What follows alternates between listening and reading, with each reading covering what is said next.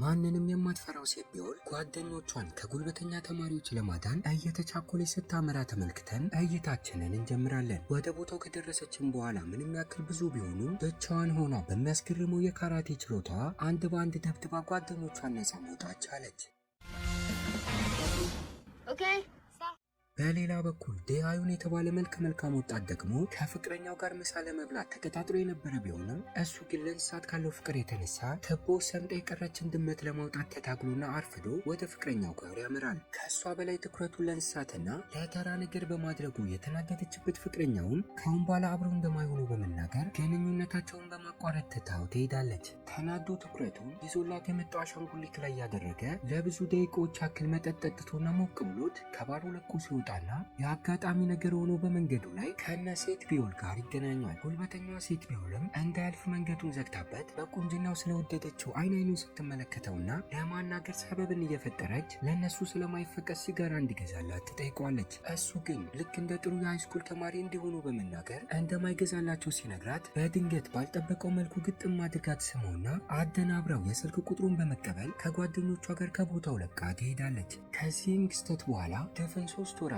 ተቆጠሩ። ምንም ያክል ስልክ ቁጥራቸውን ቢለዋወጡ እስካሁን ከእሷ ጋር በአካል ያልተገናኘ ሲሆን እሷ በጸበኛው ባህሪው አማካኝነት ትምህርቷን ሙሉ በሙሉ አቋርጣ ኢዮን ቢዮል የተባለችዋን ታናሽ እህቷን ለማስተማር ስትል በስራው ዓለም ላይ ለመሰማራት እየሞከረች ይገኛል። በሌላ በኩል እሱ ደግሞ በቤተሰቦቹ ሱፐርማርኬት ውስጥ ተቀጥሮ እየሰራ ሲሆን በቁንጅና የተነሳ ብዙ የሃይስኩል ተማሪዎች ወደ እሱ ጋር እየመጡ ከሱቁ ዕቃ ከመግዛት ይልቅ ፎቶ እየተነሱ ከቦታው ሲወጡ አብሮት የሚሰራው አባቱ ዮንግ ፒልም ባጋጠመው የጤና እክል አማካኝነት ለጥቂት ጊዜያቶች በሆስፒታል ውስጥ ሕክምና እየተደረገለት ወደ ሱፐርማርኬት ስራው ሊመለስ ስላልቻለ እሱ ሳይፈልግም ቢሆን ብቻውን ውስጥ ላይ ለመስራት ተገዷል። በየቀኑ ይህንን ስራ ብቻውን መስራቱ እየከበደው ስለመጣና በዛው ልክም የሱቁ ገቢ እየቀነሰ በመምጣቱ የሚያግዘውን ሰው ለመቅጠር ማስታወቂያዎችን ያወጣል። ከሰዓታቶችም በኋላ ከምንም ነገር በላይ ያስተነገጠው ነገር ለመቀጠር ከሚወዳደሩ ሰዎች መካከል ከ3 ዓመታቶች በፊት የሳመችው ሴት ቢሆንም አንደኛዋ በመሆኗ ነበር። ገና ሲመለከታትም ያኔ በተፈጠረው ነገር በማፈር አውቆ ላለመቅጠር የሙከራ ጊዜ እንደሚሰጣት ብቁ መሆኗንም ካረጋገጠ እንደሚቀጥራት በመናገር ለጥቂት ደቂቃዎች እንድትሰራ እሱ ጠረጴዛው ላይ ጋደም ይላል። ነገር ግን ባልጠበቀው መልኩ ከደቂቃዎች በኋላ ሲነቃ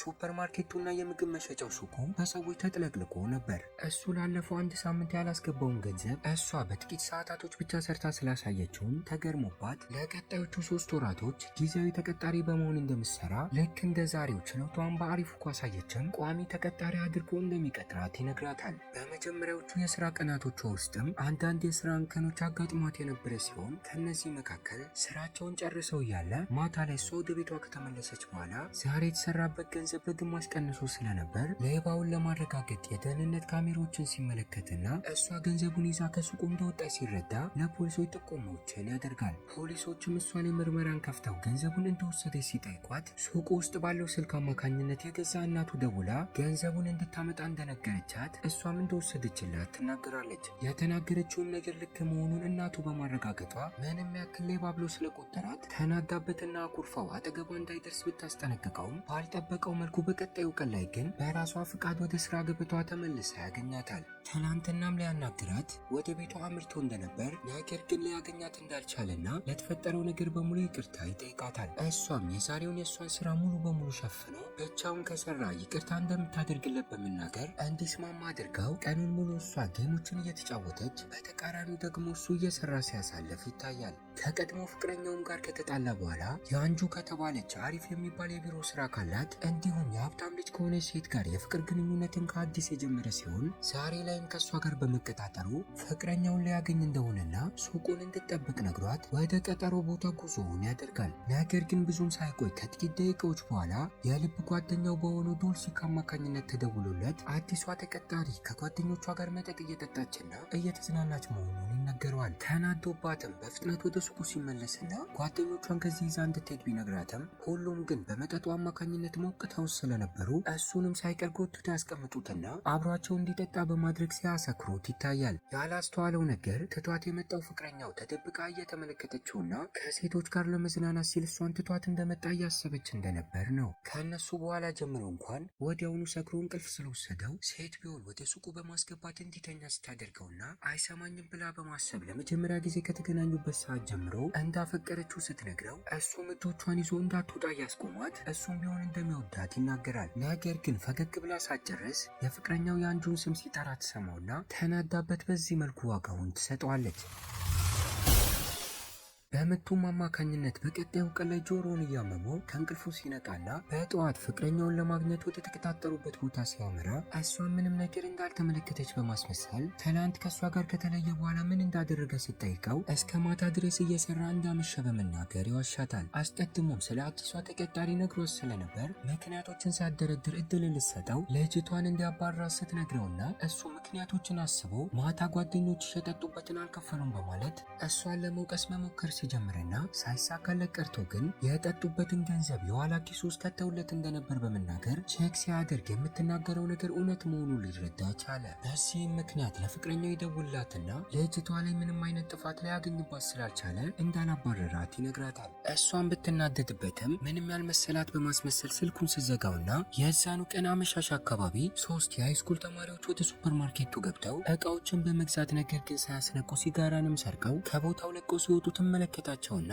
አንደኛዋን ጓደኛዋን ሱቁን እንድታይላት በመናገር ወደ እነሱ ጋር በመሄድ የድብድብ ችሎታዋን ተጠቅማ እድሜያቸው ባለመድረሱ የሰረቁትን ሲጋራ ስታስጥላቸውና ሳታስበው የእሱ ጓደኛ የሆነው ዶልሲክ በድብቅ ተመልክቷት ቪዲዮዎችንም እየቀረጻት ነበር። በዛኑ ሰዓት ላይ ፍቅረኛው የወንጆን ብትሆን የአዲሷ ተቀጣሪ ማንነትን ለማረጋገጥ ተሸፋፍና ወደ ሱፐርማርኬቱ ስገባና ጓደኛዋን ስትመለከታት ያን ያህል ቆንጆ ስላልነበረች ፍቅረኛዬን ትቀማኛለች ብላ የሰጋችውን ነገር ሙሉ በሙሉ እርግፍ አድርጋ በመተው ደውላለት ለምን እንዳላባረራት እንደተረዳቸው ትነግረዋለች። እሷ ደግሞ ደብድባ ከሲጋራው በተጨማሪ ለሰረቁት ነገር እያስከፈለቻቸው ያለ ዳልሲክ በድብቅ ቪዲዮዎችን ሲቀርጻት ትመለከተውና ወደ እሱ ጋር በመሄድ እያስቆመችው እያስፈራራችው በሚመስል መልኩ አሁን ያየውን ነገር በሙሉ እንዲረሳው ስትነግረው እሱም እየተርበተበተ በሀሳቧ ሲስማማ ይታያል።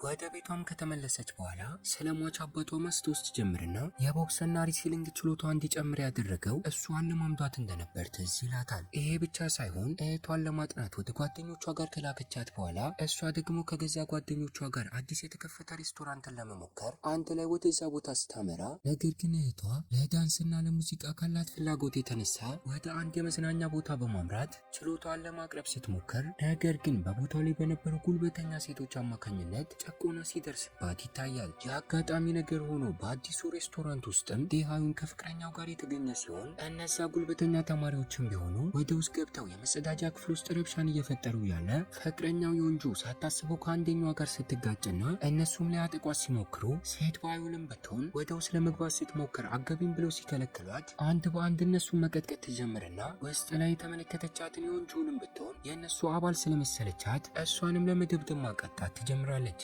ወዲያውኑ ግን ፍቅረኛዋን ደውላ ጠርታው እንዲገላገሉ ካደረገ በኋላ ልታጠቃት የሞከረችው የገዛ ተቀጣሪ መሆኗን ሲመለከት መደናገጥ ይጀምራል። ፍቅረኛውን ቢሆን እውነታውን በሙሉ በዚህ አጋጣሚ በመረዳቷ ከቦታው ለቀው ወደ ቤቷ እየሸኛት እያለ ልጅቷን በፍጥነት ከቦታው እንዲያባራት ትዕዛዝ ስትሰጠው ይታያል። ከሰዓታቶችም በኋላ እሷ ጂዎክ ከተባለው የልጅነት ጓደኛዋ ጋር ተገናኝታ ስትነጋገር እንደምንረዳው ታዋቂ ደራሲና የኮሚክ መጽሐፎችን የሚጽፍ እንደሆነ በህዝቡም ዘንድ ተወዳጅነትን እንዳተረፈ በቅርቡ ሶንግጁን በተባለ ሰው ለሚመራ አንድ ድርጅትም አምባሳደር ሆኖ እንደተሾመ እንረዳለን።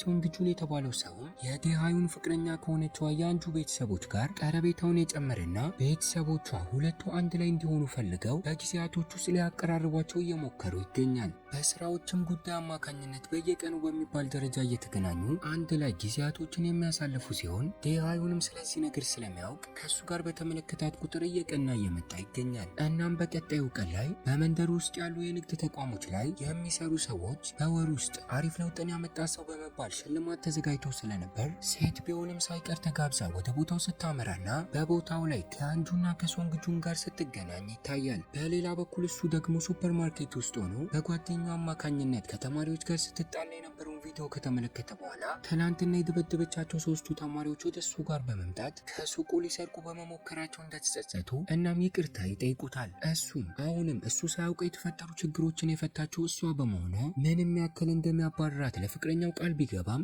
ምን ማድረግ እንዳለበት ግራ እየተጋባ መምጣት ይጀምርና በድጋሚ ሁለቱ የእሷ ጓደኞች ወደ እሱ ጋር በመምጣት ትላንትና ሱፐርማርኬቱን ለቃ ከእነሱ ጋር አዲስ ሬስቶራንት ውስጥ ገብተው ሲዝናኑ የተመለከታቸው መጥፎ ነገርን አስባ ሳይሆን አባቷ የሞተበት የሙት ዓመት ክብረ በዓል ቀን ስለነበር እሱን ለማክበር እንደወጣች ሲነግሩት ከቦታውም ለቀው እየወጡ ያለ ጓደኛው ተመልክቷቸው ሁለቱም ላይ ፈዞ ሲቀር ይታያል። ቴሃዮን ዛሬ ላይ ብቻ በገዛ ጓደኛውና በእሷ ጓደኞች አማካኝነት በሰማው ነገር ለእሷ ያለው አስተሳሰብ እየተቀየረ ይመጣና ማታ ላይ ወደ ፍቅረኛው ጋር በመሄድ ዛሬ የሰማውን ነገር በሙሉ እያስረዳት ክፋትን አስባ እንደዛ እንዳላደረገች እናም ከስራዋን ቢሆን ሊያባራት እንደማይፈልግ በመናገር ሲያሳምናትና እሷም ተስማምታለት እየተቃቀፉ እያለ በአጠገባቸው በመኪና እያለፈች የነበረችው የእሷ እናት በጨረፍታም ቢሆን ስትመለከታቸው ይታያል። በቀጣዩም ቀን ላይ ስለ ሱፐርማርኬቱ ጉዳይ ከቤተሰቦቹ ጋር መነጋገር ይጀምርና ባለፉት ጊዜያቶች ውስጥ በተሰራው ጥናት አማካኝነት የእነሱ ሱቅ ከመጠን በላይ ለውጥን አስገኝቶ የሽያጭ መጠኑም እንደጨመረ የወሩ ምርጥ ሱፐርማርኬትን በመባል እንደተጠራ ሲናገር ይታያል። በዚህም ምክንያት ከአንዳንድ አበባዎችን ይዞ ወደ እሷ ጋር በመሄድ ለ3 ወራቶች ብሏት የነበረውን የጊዜያዊ ቅጥር ስራ እንደሰረዘውና ከአሁን በኋላ ቋሚ እንደሆነች ሲነግራት እሷም ደስተኛውን አዘላ ላዩ ላይ ስትወጣና አዝሏት እየተሽከረከረና እየደሰቱ እያለ ፍቅረኛው ወደ ሱፐርማርኬቱ ትገባለች። አይን ለአይንም ተፋጠው ለሰከንዶች ያክል ከቆዩ በኋላ የተፈጠረውን ነገር ሊያስረዳት ሲሞክር ንዴቷን ዋጥ አድርጋ ምንም ያልመሰላት በማስመሰል ሁለቱንም እራት እንደጋበዘቻቸው ትናገራለች። በሀሳቧ ተስማምተውም ወደ ቅንጡ ሬስቶራንት በማምራት መነጋገር ይጀምሩና ጠንክራ በመስራቷና የወሩ ምርጥ ነጋዴ በመባል በመመረጧ ለእሷ ደስ እንዳላት ስትነግራት ብዙም ሳይቆዩ ግን ከእቃ አከፋፋዩ ተደውለው እንዲመጡ ስለተነገራቸው ትተዋት ለሄዱ ከእሷ ጋር እየተሰነባበቱ ያለ ከርቀት የተመለከታቸው ሶንግጁን ወደ እነሱ ጋር በመምጣት የአንጁን ወደ ቤቷ እንደሚያደርሳት በመናገር ይዟት ሲሄድ ዴሃዩን መቅናት ይጀምራል። መንቀሳቀሻ መኪና ስለሌለው ፍቅረኛው ከሌላ ወንድ ጋር እንደሄደችን በማሰቡ ምንም ያክል ዛሬን በባስ ከሴት ቢሆን ጋር ወደ ቤቱ ሲያመራና በቀጣዩ ቀን ላይ ግን ያጠራቀመውን ገንዘብ በሙሉ በመውጣት ሰማያዊና የሚያምር መኪናን ይገዛል። የወሩ ምርጥ ነጋዴ በመባላቸውም ወደ ሱፐርማርኬቱ ተቆጣጣሪና ጋዜጠኞች መጥተው ሁሉንም አንዳንድ ጥያቄዎች እየጠየቋቸውና ለሱቃቸው ማስታወቂያዎችን እየሰሩላቸው ሲሆን ተሰብስበው ፎቶ እንዲነሱን በመናገር ሁለት በመሆን ተዛዝነው ፎቶዎችን ሲነሱም ይታያል። ወዲያውኑ ግን ለሷ ከጓደኛዋ ይደወልላትና እስከ ዛሬ እህቷ ስታታላት እንደቆየች ወደ ትምህርት ቤትም እያለች ወደምትወደው የሙዚቃ ውድድር እያመራች እንደነበርና ለቀናቶች ያክል ወደ ክላስ እንዳልገባች ስትነግራት የውድድር ቦታውን በማጣራት ወደዛ ጉዞዋን ትጀምራለች። እህቷን ብትሆን በጥቂቱም ቢሆን በሚያምረው ድምጿ አማካኝነት የመጀመሪያውን ዙር አልፋ ወደ ሁለተኛው ዙር የተዘዋወረች ሲሆን የሁለተኛ ዙር ችሎታዋን ለማቅረብ እየተዘጋጀች እያለ ወደ ቦታው የእህቷን መምጣት ስትመለከት እግሬ አውጪኝ ብላ ስትሮጥ ይታያል። የቴኳንዶ አሰልጣኝ የነበረውን አባታቸውን በሞት ካጡ በኋላ በእናታቸው በሚደርስባቸው ጭቆና መቋቋም ከብዷቸው እሷን ይዛ ከቤት የወጣች ሲሆን ከዛ ጊዜ ጀምሮ ትምህርቷን አቋርጣ ለሷ ስትል የተለያዩ ስራዎችን እየሰራች ጥሩ ቦታ እንድትደርስ ልታደርጋት እየሞከረች ይገኛል። እናም አሁን ላይ ከትምህርቷ በላይ ሙዚቃ ላይ በማተኮሯ ተናዳባትና አባራ ወደ ትምህርት ቤቷ ስታደርሳት ይታያል። ወደ ስራ ቦታዋም ከተመለሰች በኋላ የልጅነት ጓደኛዋና ታዋቂው ጂዎግ እሷን ለማግኘት ሲል ወደ ቦታው መጥቶ ስለነበር ዴሃዩን በፊልሞች ላይ የሚያውቀውን ሰው በአካል በመመልከቱ ተገርሞ እንደሚያደንቀው በመናገር ሰላም ሲለውና ከሴት ቢዮል ጋር የጠበቀ ግንኙነት ያላቸው የልጅነት ጓደኛሞች መሆናቸውን ሲረዳ ደግሞ የበለጠ በሷ እየተገረመ ሲመጣም ይታያል። ቤተሰቦቹም ሳይቀር በተገኙበት አንድ ላይ ተሰብስበው እየተመገቡና እየተዝናኑ እያለ በጋዜጠኞቹ አማካኝነት የተለቀቀውን ዜና ሲመለከት ከሌሎቹ ፎቶዎች ነጥለው የእሱና የሴት ቢዮልን በማሳተማቸው ፍቅረኛው ተመልክታ እንደምታዝን ይገባውና ሁሉንም ነገር ሊያስረዳት ደጋግሞ ሲደውልላት እሷ ግን ልታነሳለት ስላልቻለች ሊያገኛት ወደ ቤቷ ሲያመራ በተፈጠረውና በተመለከተችው ነገር ተናዳና ጠጥታ ሰክራ በሶንግጁን አማካኝነት ታዝላ ወደ ቤት ስትገባ ይመለከታል። ሴት ቢዮል ደግሞ ሱፐርማርኬቱን እያጸዳች እያለ ከዚህ ቀደም ያጠቃቻቸው 3 ጉልበተኛ ሴት ተማሪዎች በቀለም ፍለጋ ያለችበትን ቦታ በማጣራት ሳታስበው ከኋላዋ በመምጣት በድንገት ሲያጠቋትና ራሷን መሳቷን ሲመለከቱ ተደናግጠው ከቦታው ለቀው ሲሄዱና ዴሃዩን ወደ ሱፐርማርኬቱ ሲመጣ ተመልክተው ተመልክቷቸው መጠራጠር ይጀምራል። በተለይ ወደ ሱፐርማርኬቱ ደርሶ ራሷን ስታ ሲመለከታት እሷን በድንገት ባና በመንካት ምንም ያክል ጭንቅላቷን ብትመታም የህመም ስሜቱ ግን ሆቷ ላይ እንዳለ በመናገር ለምርመራ ወደ ሆስፒታል ታምራለች። በደህንነት ካሜራዎቹም አማካኝነት ፖሊሶች ጥቃቱን ያደረሱትን ሰዎች ለማግኘት እየሞከሩ ሲሆን ምሽቱን በሙሉ ምርመራ እየተደረገላት እዛው ካሳለፈች በኋላ እሱ ደጋግሞ ቢደውላትም ስልኳን ልታነሳለት ያልቻለችውን ፍቅረኛውን ለማግኘት በድጋሚ ወደ መስሪያ ቦታዋ ያመራል። ነገር ግን ባህሪዋ ተለዋውጣ ኮስተር እያለችበት በቅጡ እንኳን ሳታናግረው በሶንግጁን መኪና ጉዞዋን ትቀጥላለች። ይሄ ሁሉ ነገር የተፈጠረው ከሴት ቢውል ጋር ተነስቶ በተለቀቀው ፎቶ አማካኝነት በመሆኑ የሚወዳትን ሴት ላለማጣት ሲል ከስሯ ሊያባርራት ያቅድና ተመልሶ ወደ ሕክምና ቦታው በማምራት እያዘነም ቢሆን ተሸፋፍና ያለችውን ሴት ቢውል ከስሯ እንደተባረረች እየነገራት እያለ ልብሱ ሲገለጥ ለሌላ ታካሚ እያለፈለፈ እንደነበር ይገባዋል። ወደ ሌላ ክፍልም እንደተዘዋወረ ተነግሮት ወደዛ ገብቶ ሲመለከታት ልክ እንደ ቅድሙ ደፍሮ መባረሯን ሊነግራት አልቻለም ነበር። ፍቅረኛው ያንግጁ ደግሞ ከሶንግ ጋር ወደ ስራ አጋራቸው የሰርግ ፕሮግራም ያመራች ሲሆን እሱም በዚህ አጋጣሚ በድንገት አቅፏት እንደወደዳት ፍቅሩ ሊገልጽላት ይሞክራል። የእሷ ምላሽ ግን ልክ እንደ ጓደኛ እንደምታየው ነበር። ሴት ቢውል ባጋጠማት የሆድ ህመም አማካኝነት የቀዶ ጥገና ህክምናን ያደረገች ሲሆን በዚህ ምክንያት ለቀናቶች ያክል ሐኪም ቤት ውስጥ በመቆየቷ ዴሃዩን ከእናቱ ጋር በመሆን ስራውን እያከናወነ ይገኛል። አስቀድማ የተመለከተችው የፍቅረኛው እናት ደግሞ ስለማንነቱ በማጣራት ወደሚሰራበት ቦታ ትመጣና አውቃ ብዙ እቃዎችን በመግዛት ወደ ቤቷ እንዲያመጡላት ስትናገርና ዴሃዩንም የዴሊቨሪ አገልግሎትን ለመስጠት የገዛችውን እቃ ቤቷ ሲያደርስላት የፍቅረኛው ቤትም መሆኑን አስቀድሞ ስለሚያውቅ አጋጣሚውን ተጠቅሞ ከእሷ ጋር ለመግባባት ሲሞክርና በቤት ውስጥ ያለችዋን ያንጁን ሲመለከት ግን ሀሳቡን በመቀየር ገንዘቡን ተቀብሎ ከቦታው ለቆ ይወጣል። እናቷን ብትሆን ቲፕ ጨምራ ከሰጠችው በኋላ ለእሷ የሚመጥንሽ አይነት ወንድ አይደለም በማለት ትታት ከቤቱ ለቃ ትሄዳለች። በእናቷ ንግግርም ስለተናደደችና እሱም ተከፍቶብኛል ብላ ስላሰበች ስልክ ብትደውልለትም ሊያነሳላት ስላልቻለ ልታገኘው ወደ ሱፐርማርኬት ውስጥ ታመራና በእናቷ አማካኝነት ሴት ቢውልን ሊጠይቃት ወደ ሆስፒታል እንዳመራ ሲነገራት አድራሻውን ጠይቃ ወደዛ ጉዞዋን ትጀምራለች። የአጋጣሚው ነገር ሆኖ ውስጥ ላይ ሳይገናኙ ይቀርና ሴት ቢውልን ብቻዋን አግኝታት ለ2 ዓመታቶች ያክል ከሱ ጋር በፍቅር ግንኙነት እንደቆየች እሷ ወደ እነሱ ህይወት ከመጣችበት ጊዜ ጀምሮ ግን ግንኙነታቸው እየሻከረ እንደመጣና ከስራዋ ለቃ ከፍቅረኛዋ እንድትርቅ ልታስጠነቅቃት ትሞክራለች። ታናሽ እህቷ ኢዩን ቢውልን ብትሆን የዘፈን ፕሮግራሙ ላይ የምታውቃቸው ጉልበተኞቹ ተማሪዎች እህቷን እንዳጠቋት ከሰማች በኋላ ወደ እነሱ ጋር በመሄድ ብቻዋን በመሆን ምስኪኑን ባህሪዋን በመተው ከነሱ ጋር ስትጣላ እናያታለን። በያንጁ ንግግር ያዘነችው ሴት ቢውል ጂዎክን አውጥቶ እንዲያዝናናት ትጠይቀውና ምንም ያክል ህክምናዋን ባጨርስም ወደ ሲኒማ ቤት ወስዶ አዝናኝ ፊልሞችን እያሳየ ሲያዝናናት ይታያል። ወደ ሆስፒታልም ተመልሳ ስትመጣና ዴሃዩ ሊጠይቃት ሲሞክር ካሁን በኋላ ወደ ሱፐርማርኬቱ እንደማትመጣና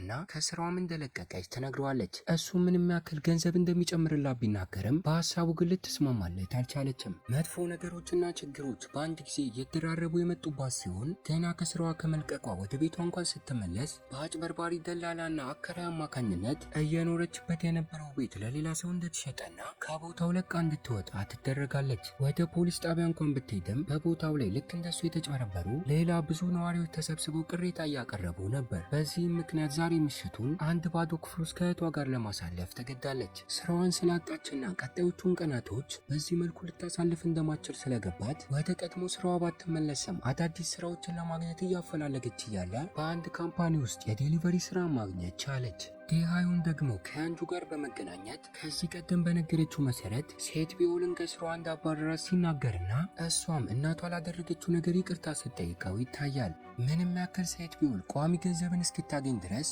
እሷና እህቷ የሀብታም ልጅ የሆነችዋና ኪምቤ የተባለችዋ ጓደኛዋ ቤት ለጥቂት ቀናቶች ያክል ለመቆየት ወስና የነበረ ቢሆንም ብዙም ሳይቆዩ ግን አባቷ ወደ ቤት ሲገባና ሲመለከታቸው ከመጠን በላይ ስለተናደደ ምክንያቱም በግልጽ ባይነግሯትም ከዛ ቤትም ለመውጣት ተገደዋል። ይሄ ብቻ ሳይሆን የዴሊቨሪ አገልግሎቱንም እያደረሰች ከአንድ መኪና ጋር ለጥቂት ልትጋጭ ደርሳ እየነዳቸው የነበረው ሞተር ላይ ጉዳት ስለደረሰ አሰሪዋ ምንም ሳያዝንላት ከስራዋም ሊያባርራት ችሏል። ሁሉም ነገር እየተበላሸባት በመምጣቱ አዝና ስታለቅስም የዴሃዩን እናት ትመለከታትና ሱፐርማርኬት ውስጥ እየሰራች እያለ ቀረቤታቸው ጨምሮ ስለነበር እነሱ ቤቱ ስለ ጊዜው መቆየት እንደምችል በመናገርና አሳምናት ወደ ቤቷ ይዛት ልትሄድ ይችላለች።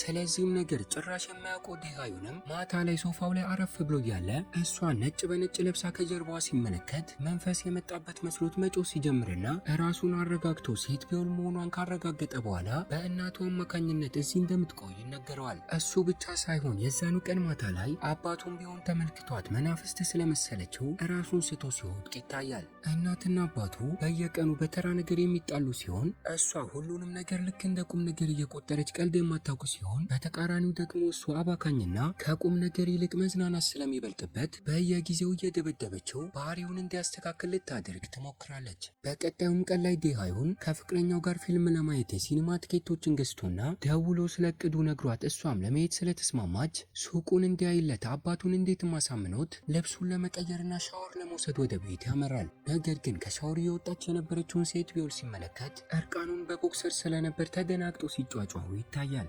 እየተቻኮለም ቢሆን እንዴትም ተዘጋጅቶ ወደ ሲኒማ ቤት ከፍቅረኛው ጋር በማምራት መመልከት ሲጀምሩና ሴት ቢሆን ወደ ህይወታቸው ከገባችበት ጊዜ ጀምሮ ግን በሁለቱ መካከል ያለው የድሮ ፍቅር ቀንሶ እየተዝናኑ ቢሆንም በአንጁ ፊት ላይ ምንም አይነት ደስታ አይታይም። ጭራሹኑ ከሱ ጋር ከተለያየች በኋላ ካፌ ውስጥ ከሶንግ ጋር ትገናኝና የተፈጠረውን ነገር ስትነግረው እሱም እጆቿን ይዞ ሊያረጋጋት ከሞከረ በኋላ ራሱን መቆጣጠር ከብዶ ሲሳሳሙ ይታያል። ዴሃዩን ግን በዚህ ሰዓት ላይ ባይሳካለትም ሴት ቢሆንን አጭበርብሮ ከቤቷ እንድትወጣ ያደረጋትን ደላላ በድብቅ ወደ አንድ ቦታ ሲገባ ተመልክቶትና እሷን ጠርቷት አንድ ላይ ለመያዝ እየሞከሩ ነበር። ጸጉራሙ የዴሃዩን ጓደኛ ዳርሲክ ሱፐርማርኬቱ አቅራቢያ ከዓመታቶች በፊት ስቱዲዮን ከፍቶ የተለያዩ የአኒሜሽን ይዘት ያላቸውን ኮሚክ መጽሐፎች እንዲሁም ታሪኮችን የሚያሳትም ሲሆን ማንነቱን በመደበቅ በቅጽል ስሙ ስለሚታወቅ በአካል የምጠላው የሴት ቢሆን ጓደኛ ኪምቢ እንኳን የሚለቃቸውን ነገሮች እየተመለከተ ስታደንቀውና ጭራሹኑ ለማበረታታት የገንዘብ ስጦታንም ስልክለት ይታያል። ታናሽ እህቷ ኢውን ቢሆንም ብትሆን ከእህቷ እስከዛሬ አጠራቅመው የነበረውን ገንዘብ በመውሰድ የምትወደው የሙዚቃ ስራዋ ላይ እየዋለችው ሲሆን እህቷም ለቀናቶች ያክል ወደ ቤት ልመጣም ሆነ ልትደውልላት ስላልቻለች ከታዋቂው ጂዮ ጋር ስለዚህ ጉዳይ እያወራችና እህቷን እንዲፈልግላት እየጠየቀችው ይገኛል። እሷ ግን በሰረቀችው ገንዘብ አማካኝነት ልክ እንደሷ በሙዚቃው ኢንዱስትሪ ላይ የተሰማሩን 3 አዳዲስ ጓደኞች አፍርታ ከእነሱ ጋር አንድ ላይ ቤት በመከራየት እየኖረች ስኬታማ የሚያደርጋትን ኤጀንሲ እያፈላለገች ይገኛል። እናም አመሻሽ አካባቢ ከስራ አጋሩ ሶንግ ጋር የማገጠችበት ፍቅረኛው ምንም ነገር እንዳልተፈጠረ ልታገኘው ወደ ቤት ውስጥ ታመራና በሩ ላይ ቆማ እስኪመጣ እየተጠባበቀች እያለ እናቱ ተመልክታት ፍቅረኛው እንደሆነ ስለምታውቅ ወደ ውስጥ እንድትገባ ስታደርጋት እሱም ከጥቂት ደቂቃዎች በኋላ አብራቸው መኖር ከጀመረችዋ ሴት ቢሆን ጋር ወደ ውስጥ ሲገባና ሲተያዩ ምንም ያክል አባረርኳት ካላት ሴት ጋር አንድ ላይ መኖር በመጀመሩ ብትናደድም ለእናቱ ስትል ግን ንዴቷን ዋጥ አድርጋ አንድ ላይ ራት መመገብ ይጀምራሉ።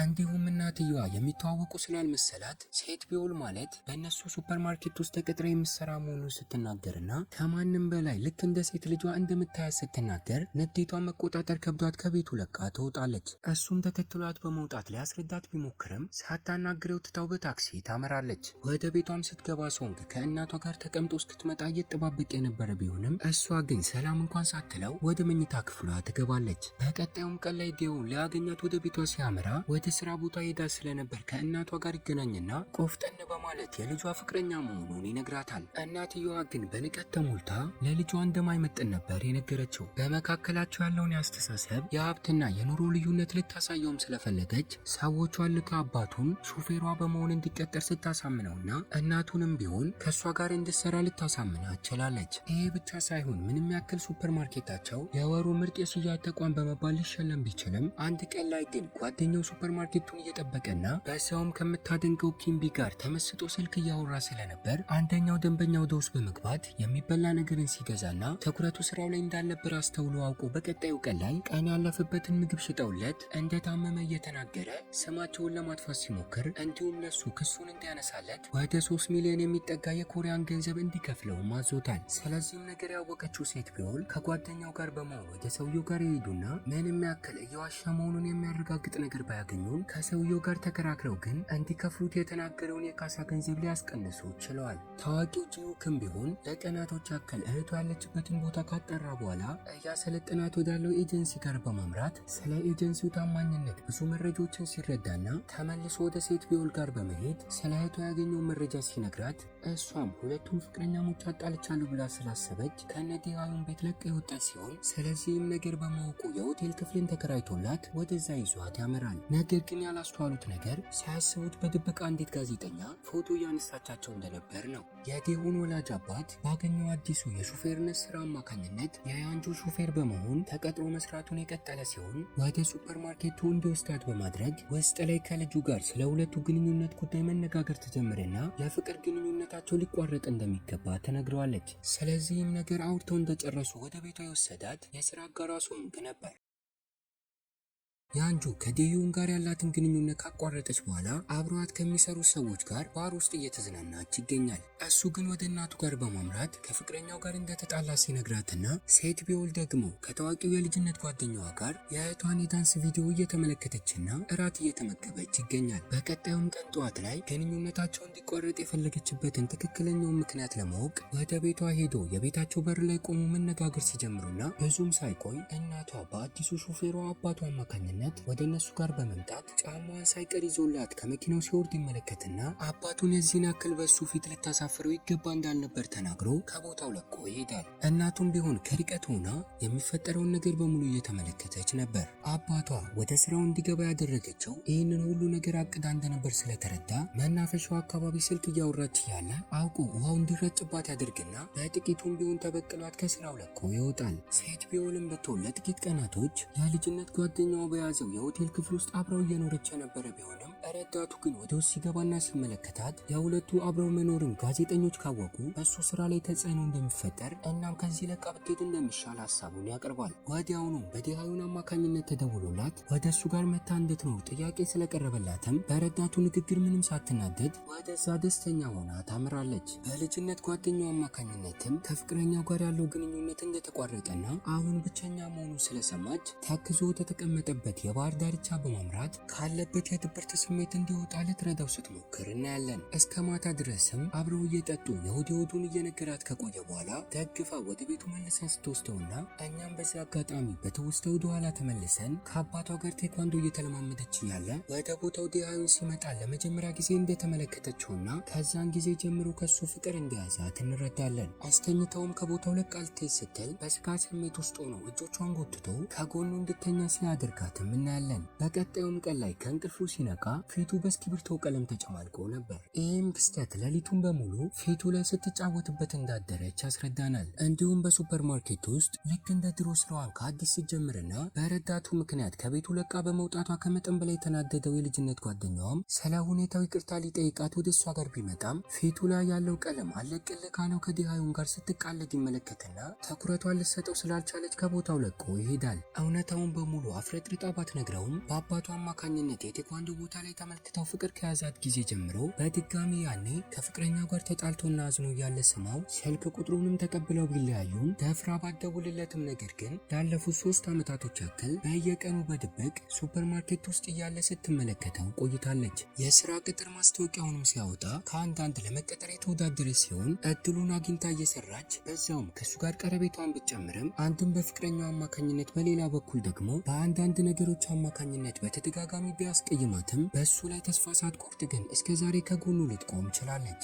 በእሷ ጓደኛ ኪምቤና በዶልሲክም መካከል ያለው ቀረቤታ ቀን በቀን እየጨመረ ምንም ያክል በአካል ባይገናኙም በቴክስትና በስልክ በድምጽ ብቻ እያወሩ ማንነታቸውን ሳይተዋወቁ ሁለቱም በፍቅር ሊወድቁ ችለዋል። ዛሬ ላይ ግን ሁለቱን ደፍረው ለመገናኘት ስለተቀጣጠሩ ያምርብኛል ብለው ያሰቡትን ልብስ ለብሰውና ሽክ ብለው ሲገናኙ ተመልክተው ለመተዋወቅ እንዲረዳቸው ሁለቱም የተለያየ ከለር ያለውን አበባ ይዘው ይገኛል። በሚያስቅም ሁኔታ አደባባዩ አካባቢ ሲገናኙና ሲተያዩ በመደናገጥ ይሄ ነበር ምላሻቸው። ባደረገችው ነገር ምንም የማታፍረው ያንጁ ደግሞ ወደ ሱፐርማርኬት በመሄድ ለሱ አዲስ ስራ ሊሰሩ እንደሆነና ምንም ያክል ቢጣሉን የእሱ ሱፐርማርኬት እንዲጠቀሙበት እንዲፈቅድላት ትጠይቋለች። የእሱ ምላሽ ግን የቦታው አዲስ ማናጀር ከሆነችው ከሴት ቢሆን ጋር ተነጋግረው ውሳኔያቸውን በቅርቡ እንደሚያሳውቃት ነበር። ታዋቂው ጂሱክም ቢሆን የፊልም ቀረጻ ስለነበረበት ወደ እነሱ ሱፐርማርኬት በማምራት በዛው ማስታወቂያ እየሰራላቸው ስራውን ሲያከናውንና በዚህ አጋጣሚ ከእሷ ጋር መነጋገር ጀምሮ ዲሃዩን ከፍቅረኛው ጋር እንደተጣላ ይሄም አጋጣሚ ከእሱ ጋር ለመቅረብ እድልን እንዳመቻቸላት ትነግረዋለች። ይሄም ንግግሯ እንዳፈቀረችው እርግጠኛ እንዲሆን ስላደረገው ወደ እሱ ጋር በመሄድ የቀድሞ ፍቅረኛውን ለመርሳት ሲል ሴት ቢሆንን እንዳይጠቀምባት ይነግረዋል። እህቷን ብትሆን በኤጀንሲው አማካኝነት የመጀመሪያውን የዳንስና የሙዚቃ ችሎታዋን በመድረክ ላይ ለማቅረብ እየተዘጋጀች ሲሆን ሴት ቢሆን ወደ ቦታው አበባ ይዛ በመገኘት ስታበረታታትና እሷም ደስተኛ ሆና ምንም ያክል መድረኩ ላይ ያለች አደናቅፏት በመውደቋ አፍንጫዋ ደምቶ ቢነስራትም ምንም ሳይመስላት ግን ከወደቀችበት ተነስታ ችሎታዋን ለህዝብ ስታቀርብና ይህም ነገር በማህበራዊ ሚዲያዎች ላይ ተለቆ የብዙ ሰዎችን ትኩረት በቀላሉ ሲስብ ያሳየናል። ኪምቢና ዶልሲክ ደግሞ እስከዛሬ የደበቁት እውነታ በመታወቁ ሁለቱም የሚጠሉትን ሰው በድምጽ ብቻ ስለወደዱ ለቀናቶች ያክል ከክፍላቸው ሳይወጡ ቦዝነው ሲሆኑና አባቷ እንኳን የተፈጠረ ነገር እንዳለ እስኪጠረጥር ድረስ ከመጠን በላይ ስትከፋ ይታያል። በሌላ በኩል እሱም ቢሆን ዶዋዩን አንድ ቀን ሊጠይቀው ወደ ቤቱ ሲመጣና ምግብ ሳይመገብ ቀርቶ ደካክሞ ራሱ ሊስስ ስለነበር ተሸክሞ ወደ ሱፐርማርኬት ወስዶት ሲመግበው ይታያል። ምንም ያክል በማስታወቂያውና በፊልሙ ቀረጻ አማካኝነት የሱፐርማርኬታቸው ገበያ በእጥፍ እየጨመረ ቢመጣም እህቷ ስኬት ላይ እንደደረሰች ያወቁት የቀድሞ ጓደኞቿና ጉልበተኞቹ ተማሪዎች ድሮ ላይ እንድታደርግ እያስገደዱ ያነሷትን ፎቶዎች ልከውላት ገንዘብ እንድትሰጣቸው ካለበለዚያ ስሟን እንደሚያጠፉት ማስፈራራት ይጀምራሉ። እሷም ለእህቷ የተፈጠረውን ነገር ተናግራ መፍትሄዎችን እያፈላለጉ ሲሆን ዴያዩን ከተጨነቀችበት የድብርት ስሜት እንድትወጣ አስቀድሞም የሃይስኩል ትምህርቷን እንዳቋረጠች ስለሚያውቅ እዛ ሱፐርማርኬት ውስጥ የምታጠናበትን ቦታ ያስተካክልላታል። ከአንድ ዓመት በፊት ዴሁን በቀድሞ ፍቅረኛው ካምፓኒ ውስጥ ተቀጥሮ ይሰራ የነበረ ሲሆን ምክንያቱም ሳይነግራት ግን በድንገት ስራውን አቋርጠው ከአባቱ ጋር ሱፐርማርኬት ውስጥ ሊጀምር ችሏል። እናም ይሄ ነገር ለጊዜያቶች ያክል ሲያጠራጥራት የቆየ ሲሆን አሁን ላይ በረዳቱ አማካኝነት ስለ ሁኔታው ማጣራት ትጀምርና እሷ የሰራችውን ስህተት የራሱ በማስመሰል እሷን ነጻ አውጥቶ እሱ ግን ከስራው ሊለቅ እንደተገደደ በመረዳቷ የምርም ያፈቅራት እንደነበረ አውቃና ተጸጸታ ወደ እሱ ጋር በመሄድ በድንገት አቅፋ ወደ ቀድሞ ስራው እንዲመለስ ትጠይቀዋለች። ወደነ ኪምቢ ጋር ስንመለስ ተራርቀው መቆየት ስላቃታቸው እንዲገናኙ ይቀጣጠሩና ነገር ግን አይን ለአይን መታየት ከብዷቸው ሁለቱም ጀርባቸውን ተስጣተው የወዳቸውን እየተነጋገሩ ከመጠን በላይ መጠጥ እየጠጡ ሲሰክሩ ይታያል። በቀጣዩም ቀን ጠዋት ላይ የእሱ ጠባብ ቤት ውስጥ ሁለቱም ጎን ለጎን ተኝተው ነበር። በድጋሚም በተፈጠረው ነገር በማፈር እሱ መደብደብ የጀመረ ሲሆን እሱ ግን ማታ ከመጠን በላይ ሰክራ እንደነበር እና ማዝሎ ወደዚህ እንዳመጣት ይነግራታል። ጉልበተኛ ተማሪዎቹ ደግሞ ሴት ቢሆን ለእህቷ ስትል የጠየቀችውን ገንዘብ ለመክፈል ስላልቻለች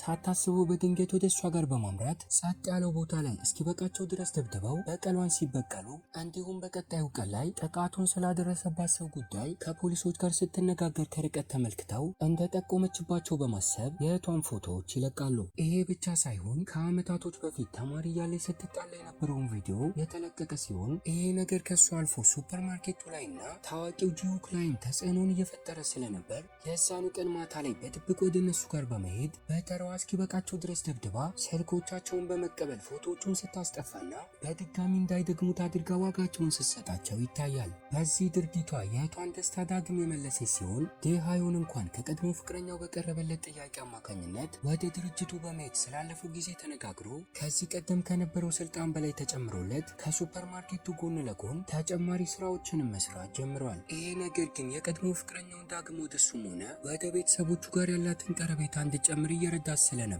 በጥናትና በጥርጣሬ አይን እየተከታተለቻት ይገኛል። ቀናቶች እየተቆጠሩ በመምጣታቸውም እሱ እራት ሊጋብዛት እንደሚፈልግ በመናገር ወደ አንድ ቦታ ይዟት ሲሄድና አጋጣሚውን ተጠቅሞ እንደሚያፈቅራትን በመናገር ለጥያቄው ምላሿን መጠባበቅ ሲጀምር እሷ ግን ግራ በመጋባት የምትለው ነገር ጠፍቷት ትምህርትን ስለጀመረች በቀጣዩ ቀን ፈተና እንዳላትና ከፈተናው በኋላ አስቤበት እነግርሃለሁ ትለዋለች። ነገር ግን በቀጣዮቹ ቀን ላይ የአንጁ እቅድ እየተሳካላት መጥቶ እሷን ብትሆን ከባለቤቷ ጋር ያላት ግንኙነት እየሻከረ በመምጣቱ አብረው እየጠጡና የልብ ጓደኛሞች ሆኖ ጊዜያቶችን ሲያሳልፉ በዚህም ምክንያት እናቱ በቀጣዩ ቀን ላይ የቀድሞ ፍቅረኛው ሆነች ቤተሰቦቿ አሁን የእነሱን ትርጉምና ማንነት በመረዳታቸው ከያንጁ ጋር ወደ ነበረው ግንኙነት ተመልሶ እንዲያገባትና እነሱንም ከድህነት አረንቋ እንዲያወጣቸው ትጠይቋለች። የእሱ ምላሽ ግን ለያንጁ የሚሆን ቦታ ካሁን በኋላ በልብ ውስጥ እንደሌለ ነበር። አስቀድሞም እያሰበችው የነበረውን ነገር አውቆባት ቀን ላይ ተገናኝተው ሁለቱ አብረው ሊሆኑ እንደማይችሉ አጥብቆ የነገራት ሲሆን አሁን ላይ ግን የእናቱን ንግግር የሰማችዋ ሴት ቢሆን ምንም ያክል የእናቱ ንግግር ልቧን ቢሰብረውም በስካሩ አማካኝነት ያለችበት ህመም እንዲለቃት የሚበላ ነገርን ሰርታ ካቀረበችላት በኋላ እናትን ይቅርታ ጠይቃት በማለት የዛኑ ቀን ማታ ላይ ማንም ሳያውቅባት እቃዋን ይዛ ከቤቱ ለቃ ትወጣለች። አስቀምጣለት በወጣችውም ደብዳቤ ላይም ሁለቱ አብረው ሊሆኑ እንደማይችሉና ትኩረቱን ስራው ላይ እንዲያደርግ ጽፋለት ነበር። ኪምቢና ዳልሲክም ቢሆኑ ጥላቻቸው ፍቅራቸውን ወደ ኋላ በመተውና መተፋፈራቸውን አቁመው በግልጽ የፍቅር ግንኙነትን የጀመሩ ሲሆን ሁለቱም ደስተኛ ሆነው አሪፍና ጣፋጭ የፍቅር ጊዜያቶችን እያሳለፉ ይገኛል። ቤተሰቦቹንም እንዲያስተዋውቃት ስለጠየቀችው ወደሚገኙበት ገጠራማ መንደር ይዟት በመሄድ ሲያስተዋውቃትና እሷም በመንደሩ ውስጥ ያሉት ቤተሰቦቹ ከጠበቀችው በላይ ሀብታም የሆኑና የግል ሄሊኮፕተር እንኳን እንዳላቸው ስትረዳ ከመጠን በላይ መገረም ትጀምራለች። ዲያዩን ደግሞ የሚያፈቅራት ሴት ከቤቱ ለቃ ከሄደች ቀናቶች እየተቆጠሩ ስለመጡና ሰፈር ውስጥ ሊያገኛትም ሆነ ስልኩ ልታነሳለት ስላልቻለች የት እንደጠፋች ግራ ተጋብቶ ይገኛል። ብዙም ሳይቆይ ግን በጓደኛው አማካኝነት ቤተሰቦቹ የሚኖሩበት አካባቢ በግብርና ስራ ላይ ተሰማርታ አዲስ ህይወትን እንደጀመረች ይነገረውና በቻለው ፍጥነት እየተቻኮለ ወደ እሷ ጋር ያመራል። ሁለቱም ሲገናኙ የሚያወሩት ነገር ጠፍቷቸው ለደቂቆች ያክል በዝምታ የተዋጡ ሲሆን ጊዜያቶችን እንደሚሰጣትና መቼም ቢሆን በእሷ ላይ ተስፋ እንደማይቆርጥ ዳግምም ወደ ድሮ መንደሯ እስከምትመለስ እንደሚጠብቃት ተናግሮ ከቦታው ለቆ ከመሄዱ በፊት የዛሬ 10 ዓመት የአባቷ የቴኳንዶ ማለማመጃ ቦታ ላይ ተገናኝተው እንደነበር እንደሚያስታውስ ነግሯት ከቦታው ለቆ ይሄዳል። ወደ ድሮ ከተማውም ከተመለሰ በኋላ ከቀድሞ ፍቅረኛው ጋር መነጋገር ጀምርና እስከ ዛሬ ላደረገችለትም ነገር ሆነ በድርጅቷ ውስጥ አዲስ ስራን እንዲያገኝ ስለረዳችው እንደሚያመሰግናት፣ ነገር ግን ከዛሬ ጀምሮ ከስራው እንደሚለቅ በመናገር ለመጨረሻ ጊዜ ተሰናብቷት ወደ ቤቱ ይመለሳል። እሷም ይህ ንግግሩ ለአንዴና ለመጨረሻ ጊዜ በእሱ ላይ ያላትን ተስፋ እንድትተው ሲያደርጋትና ለእናቷ ከሀገር ልትወጣ እንደሆነ በመናገር ስትሰናበታት ይታያል። በፊልሙም የመጨረሻ ትዕይንት ላይ እናትና አባቱ ምንም ያክል ወደ ድርጅት ስራው እንዲመለስና ራሱን እንዲያሻሽል ቢነግሩትም እሱ ግን የቅንጦትን ህይወት ሳይሆን ልክ እንደነሱ ለፍቶ መኖርን እንደሚፈልግ በመናገር በዛው ሱፐርማርኬት ውስጥ የረዳትነትን የስራ ቅጥር ማስታወቂያ አውጥቶ